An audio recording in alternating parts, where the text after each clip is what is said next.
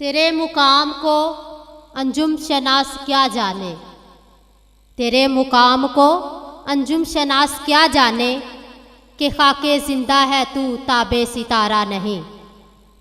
اب میں دعوت دوں گی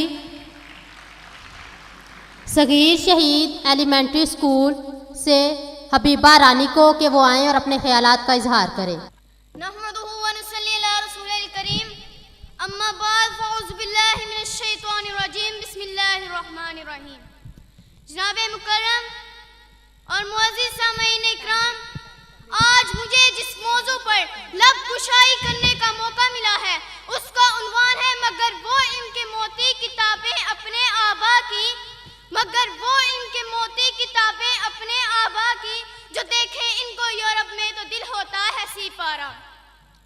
ایک دفعہ کسی صدقاتی نے اقبال سے سوال کیا کہ آپ نے مختلف موضوعات مثلا معیشت، فلسفہ اور تاریخ پر کتابیں پڑھی ہیں، ان میں سے بلند ترین کتاب کون سی ہے؟ تو اس پر اقبال نے سوال کرنے والے سے کہا ذرا ٹھہرو میں ابھی آتا ہوں۔ اقبال تھوڑی دیر بعد کمرے میں تشریف لائے اور ایک کتاب اس آدمی کے ہاتھوں پر رکھتے ہوئے کہا یہ قرآن حکیم ہے جو سب سے بلند ترین کتاب ہے۔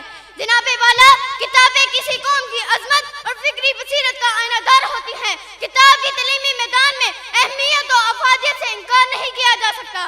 کتابیں تعلیمی نظام میں ریڑھ کی ہڈی کی حیثیت رکھتی ہیں۔ کہا جاتا ہے کہ پڑھی لکھی قومیں ہی ترقی کرتی ہیں اور وہ ملکوں پر حکومت کرتی ہیں، دوسری طرف ان پڑھ قومیں گمراہی کے گڑھوں میں دفن ہو جاتی ہیں، غلامی کی زنجیریں انہیں جکڑ لیتی ہیں، اندھیرے ان کا مقدر بن جاتے ہیں، ماضی کے دریچوں سے جھانکنے سے اس بات کی تصدیق ہو جاتی ہے۔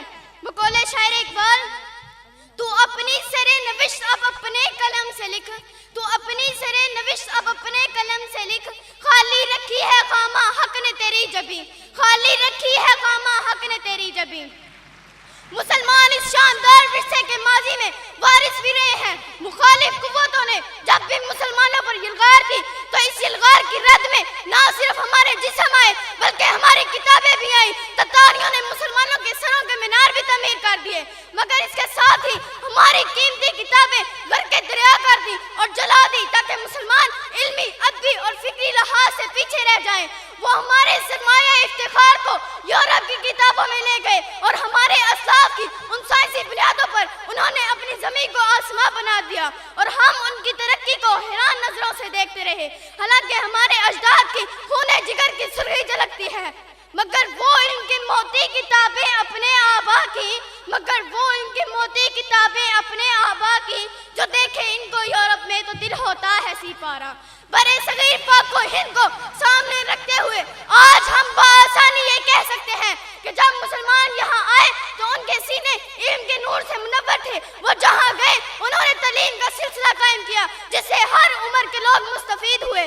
ٹیپو سلطان اور دیگر امراء کی کتابیں اس وقت کے نیاب ذخیروں میں شامل ہوتے تھے۔ جب مسلمان تعلیم سے غافل ہوئے اور کتب خانوں سے منہ موڑا تو ان کی آزادی سلب ہو گئی، گلے میں غلامی کا توق ڈال دیا گیا۔ انہیں نہ صرف انگریزوں کی غلامی نصیب ہوئی بلکہ ہندو اور سکھ بھی ان کا استحصال کرنے لگے اور مسلمانوں کو آزادی حاصل کرنے کے لیے 200 سال تک جدوجہد کرنی پڑی۔ جناب صدر، کتابیں کسی قوم کی ذہنی بلندی کا نشان ہے۔